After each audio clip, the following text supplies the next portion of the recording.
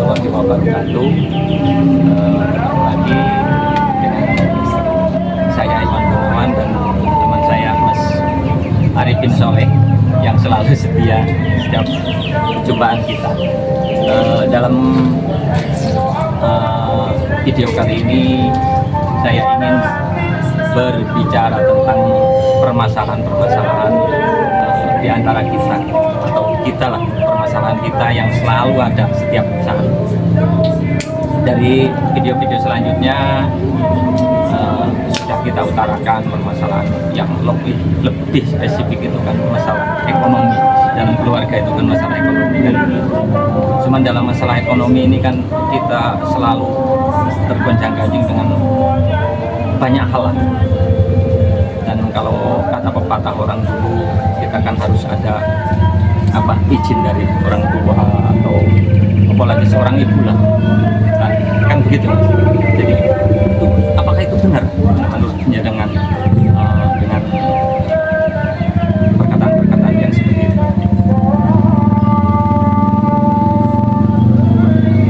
Menurut yang saya ketahui itu memang benar, Mas. Karena banyak saya melihat atau meneliti dari biografi tokoh hebat, itu ternyata dibalik kehebatannya, luar biasanya dalam kehidupan ini, ternyata rumusnya itu adalah bagaimana memperlakukan seorang ibu. Dan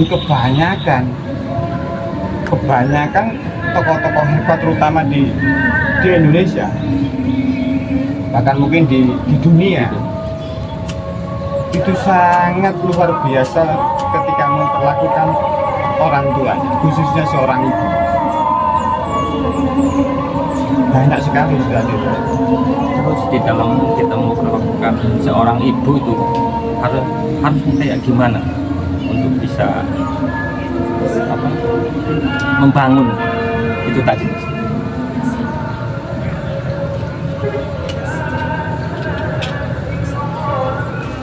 Karena pada dasarnya, Mas, seorang ibu itu kan sangat sensitif sekali.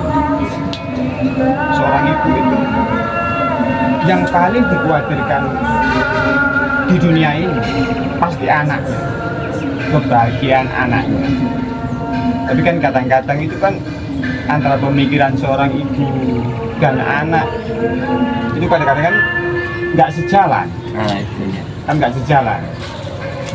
Dari poin di sini bukan mempersalahkan atau mempermasalahkan cara pandang atau tujuan yang beda tadi, tapi mencari titik tengah, titik tengah atau titik temu apa yang dilakukan anak tapi bisa mendapatkan restu dari seorang ibu. Jadi kalau kita sudah ke arah sana, seorang anak ini, Mas, harus seperti apa untuk menunjukkan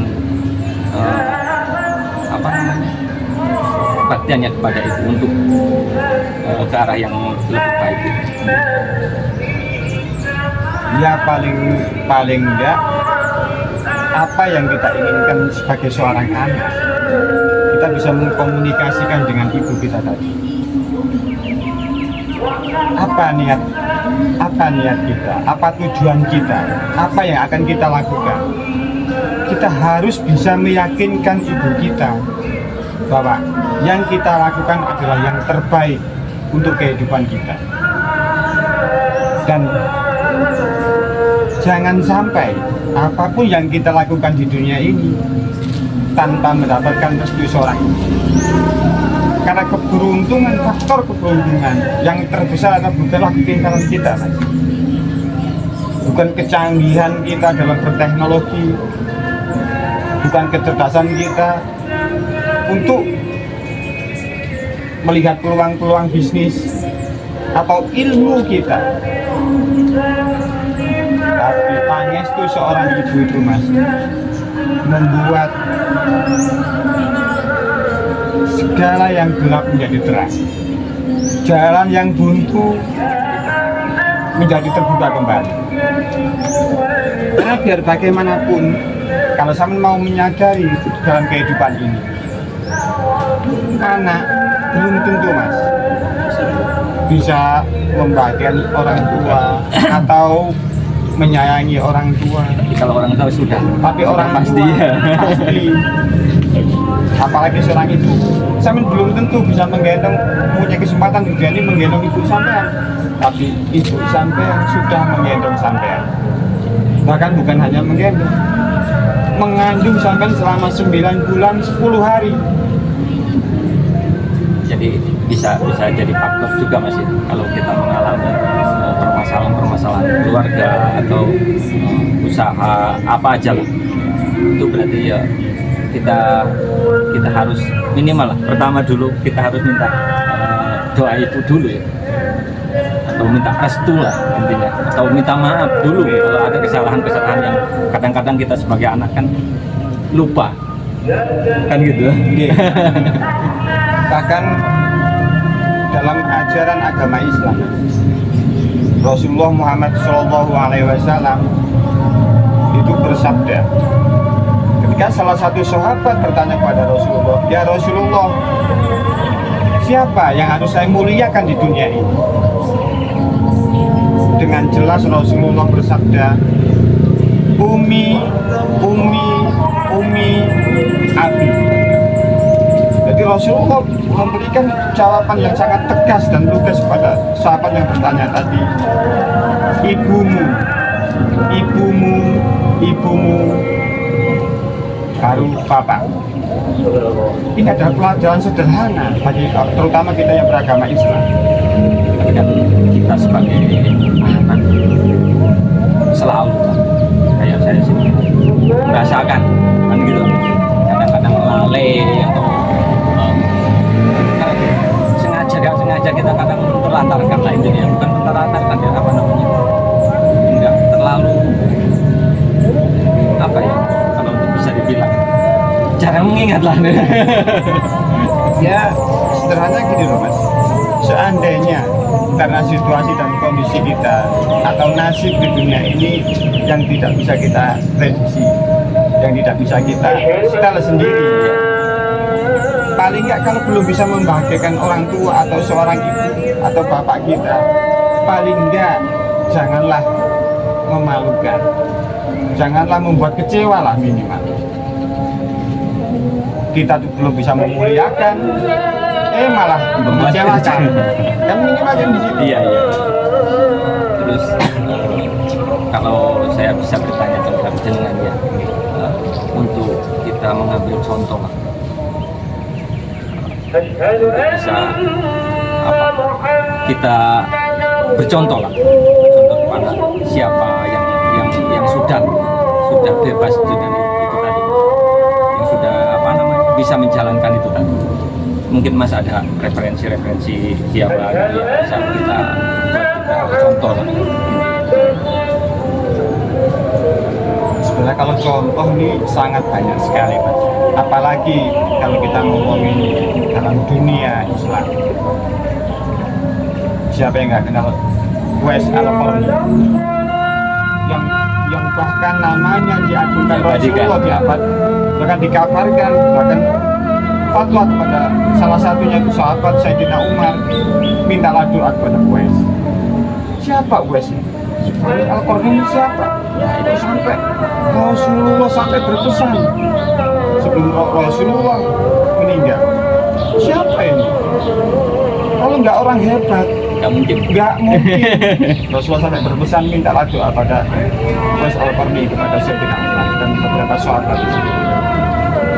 Ternyata di balik itu Rasulullah ingin menunjukkan itu tadi. ingin menyampaikan sebuah rahasia besar. Kenapa Uwais Al-Qarni begitu mulia, bahkan disebut namanya oleh Rasulullah, bahkan terkenal, istilahnya terkenal di langit walaupun di dunia tidak terkenal. Kenapa? Para sahabat tidak mengenal kan. Uwais Al-Qarni ini hidup di zaman Rasulullah, tapi tidak pernah bertemu dengan Rasulullah. Kenapa? Karena beliau Uwais Al-Qarni harus merawat ibunya yang lumpuh. Jadi saking tawaduknya dengan ibu ini. Nggih. Bahkan Uwais Al-Qarni ini seseorang yang hidup di zaman Rasulullah tapi tidak bisa sowan ke Rasulullah istilahnya, tapi mulia sekali demi bisa merawat ibu. Itu kan di zaman Rasulullah. Kalau untuk zaman sekarang lah ada ini hal-hal yang kayak gitu. Iya, banyak sekali. Cuman dari Uwais Al-Qarni ini kan kita ambil pelajaran dulu. Uwais Al-Qarni kita ambil pelajaran dulu. Bagaimana seorang yang memuliakan ibunya, bahkan Rasulullah itu bangga kepada beliau. Bahkan Rasulullah mengucapkan nama beliau. Bahkan yang termasyhur, Uwais Al-Qarni itu terkenal di dunia langit. Istilahnya kan gitu. Walaupun di bumi belum ada orang yang mengenal. Saking hebatnya seorang ibu. Oke. Bayangkan, ini sedikit kisah loh. Iya. Sedikit kisah. Uwais Al-Qarni selama hidupnya itu kepingin sekali berpanggil Rasulullah, bertemu dengan Rasulullah Muhammad SAW. Tapi karena ibunya enggak, karena ibunya lumpuh. Kalau ditinggal siapa yang merawat ibu? Iya, rela untuk merawat ibu. Ketika Uwais Al-Qarni ingin suatu saat ingin bertemu dengan Rasulullah, Uwais berpamitan kepada ibunya. Niatmu bagus untuk bertemu dengan Rasulullah, bahkan baikat kepada Rasulullah. Tapi siapa yang merawat aku, Uwais? Kata ibunya kepada Uwais. Betapa tawaduknya, betapa ridhonya Uwais menahan rindunya kepada Rasulullah demi taat kepada seorang ibu. Inilah yang menjadi dasar, Mas, kemuliaan derajat Uwais Al-Qarni ini karena ketaatan pada seorang ibunya sesuai dengan dawuh Rasulullah tadi, umi baru aku, bukan ibadah lainnya. Jadi cukup merawat ibunya udah. Bahkan bagaimana kerinduan cintanya Uwais Al-Qarni kepada Rasulullah demi bisa merawat ibunya, beliau rela menahan rindunya kepada Rasulullah. Karena setiap manusia yang hidup di zaman Rasulullah itu pasti merindukan bertemu dengan Rasulullah, apalagi yang sudah beriman. Bahkan betapa menderitanya Uwais Al-Qarni dengan kerinduan kepada Rasulullah, tapi beliau menahan kerinduannya asal bisa merawat seorang ibu. Disinilah, Mas, kemuliaan seorang anak ini. Bahkan namanya Rasulullah, namanya Uwais Al-Qarni ini sampai dikabarkan kepada para sahabat. Jadi ini apa namanya, kita bisa mengambil contoh lah dari situ, Mas, ya. Okay. Untuk kita ini sebagai anak untuk meneladani dari cerita inilah, bisa meneladani dari cerita ini untuk bisa memuliakan seorang ibu kan gitu. Jadi dalam permasalahan apapun kita itu harus tetap selalu ingat seorang ibu. Karena seorang ibulah yang bisa yang bisa memahami seorang anak kan gitu. Yang bisa memahami seorang anak belum tentu bisa memahami kan gitu. bahkan saya pernah dengar dari para alim ulama, dari Allah dawuh itu, taatilah kedua orang tuamu walaupun dia itu musyrik. Mas, dalam artian taat tetap berbaiklah, dan dia itu kafir, berbaiklah, taatilah, bukan mentaati kafirannya, tapi mentaati sebagai orang tua. Ini loh ajaran Islam, poin-poin ajaran Islam yang harus kita terapkan dalam kehidupan sehari-hari. Bukan ibadah, puasa, sholat, ternyata dengan kita berbakti pada seorang ibu, sangat luar biasa. seperti Uwais Al-Qarni mendapatkan derajat yang begitu mulia. Hingga dikenal di para malaikat dunia langit mengenal sampai saudara. Jadi kemuliaan seorang ibu itu sangat luar biasa lah untuk kita semua kan yang bisa menyaksikan video ini. Jadi janganlah kita sekali-kali membuat ibu kita sakit hati lah kalau bahasa gampangnya.